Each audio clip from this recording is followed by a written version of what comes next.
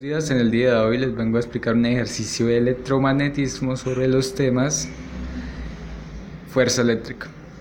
El ejercicio dice así: en las esquinas de un triángulo equilátero existen tres cargas puntuales como se ve en la figura.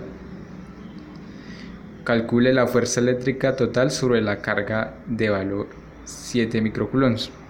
Lo que hay que hacer es hallar la fuerza total que ejerce esta carga sobre esta y esta carga sobre esta. Para eso utilizamos la ley de Coulomb, que dice que la fuerza eléctrica total es igual a la constante por la magnitud de la carga 1 por la magnitud de la carga 2, todo esto sobre la distancia al cuadrado. Entonces, para hallar el total de la fuerza que ejerce la carga 1 sobre la carga 2, utilizamos la fórmula.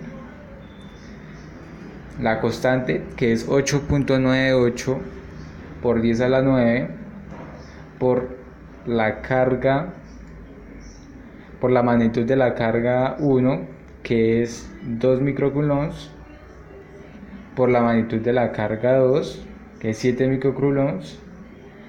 Todo esto dividido en 0.5 elevado al cuadrado, que es la distancia que hay entre la carga 1 y la carga 2. Eso da un total de 0,5288. Ahora tenemos que pasar el vector en sus componentes y y j. Para eso utilizamos esta demostración que dice que coseno del ángulo da igual a cateto adyacente sobre la hipotenusa. Eso quiere decir que coseno de 60 grados por la magnitud de la fuerza, o sea 0,5288, que es la hipotenusa, nos va a dar igual al cateto adyacente, que es la componente ni. Y para hallar la componente en j utilizamos esta demostración que dice que seno de 60 da igual a cateto opuesto sobre la hipotenusa. Entonces seno de 60 grados da igual a seno de 60 por la hipotenusa, que es igual a 0,5288, da igual a la componente en j.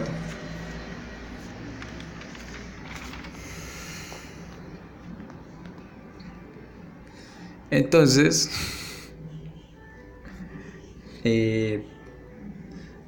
multiplicamos coseno de 60, como dije anteriormente, coseno de 60 por la magnitud, que da igual 0,5288.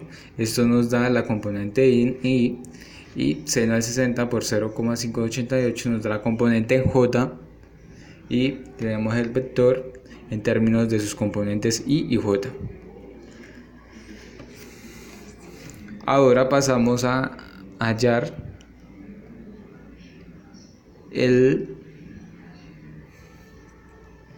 la carga, la fuerza total que ejerce la carga 3 sobre la carga 2. Entonces,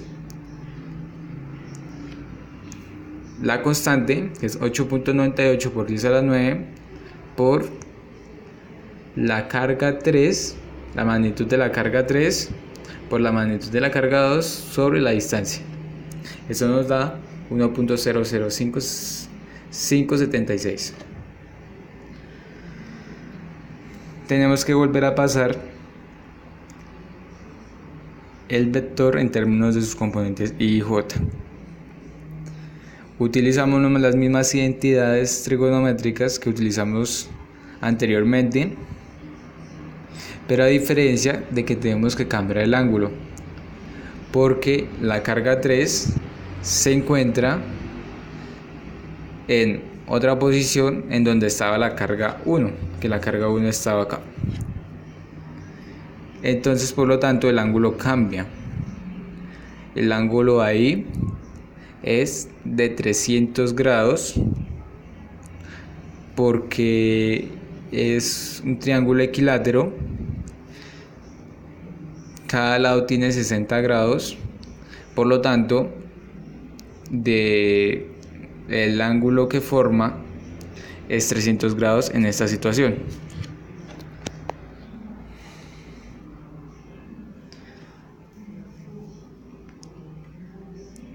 Ahora multiplicamos coseno de 300 por la magnitud, eso nos da la componente en I, y seno de 300 por la magnitud y nos da la componente en J. Esto nos da el vector en términos de sus componentes.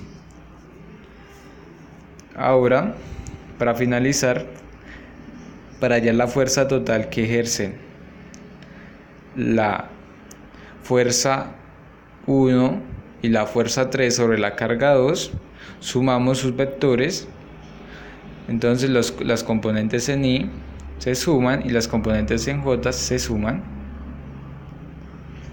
Esto nos da este resultado.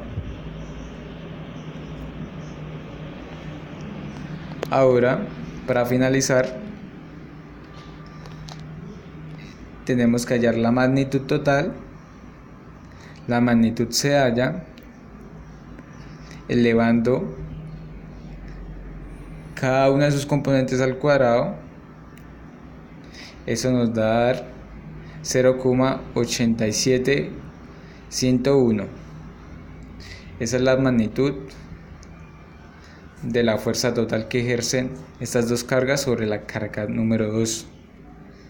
Y para hallar el ángulo utilizamos la identidad trigonométrica del tangente, que nos termina diciendo que cateto opuesto sobre cateto adyacente, todo esto operado por tangente inverso, nos va a dar el ángulo.